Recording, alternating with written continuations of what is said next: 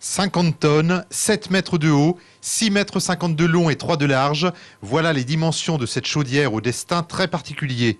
D'ici quelques mois, elle fournira de l'énergie au réseau chaleur du village olympique de Londres. Nous sommes en présence d'une chaudière déchets de bois de 3 MW. Déchets de bois, cela veut dire que c'est une chaudière qui va donc être alimentée par des plaquettes forestières essentiellement. Le fonctionnement de la chaudière, c'est tout simplement une amenée de bois d'un coup dans le cadre d'un poussoir et une combustion d'un bois sur une grille. Tout a commencé pour cette société durant l'été 2010 avec l'acquisition du marché suite à un appel d'offres.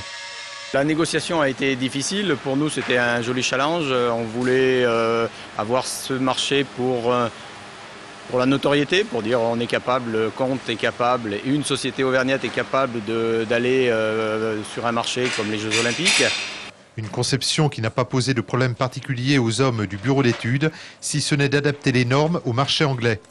Une chaudière d'un milieu de gamme dont la centaine de pièces a été découpée sur cette machine plasma, notamment par Laurent, salarié ici depuis 20 ans, et pour lequel cette commande n'est pas tout à fait comme les autres. Je pense qu'on sera un petit peu fiers, surtout quand on verra les jeux, quoi. On pensera au travail qu'on a effectué, on aura l'impression d'avoir participé un petit peu, quoi.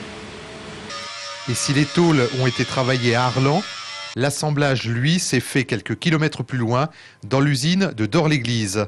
50 salariés ont travaillé sur ce projet. Fin juin, 6 camions achemineront la chaudière à 900 km du Livradois-Forez, une région où les 1970 habitants d'Arlan et les 660 de Dore-l'Église regarderont certainement les 30e Jeux Olympiques d'un œil différent.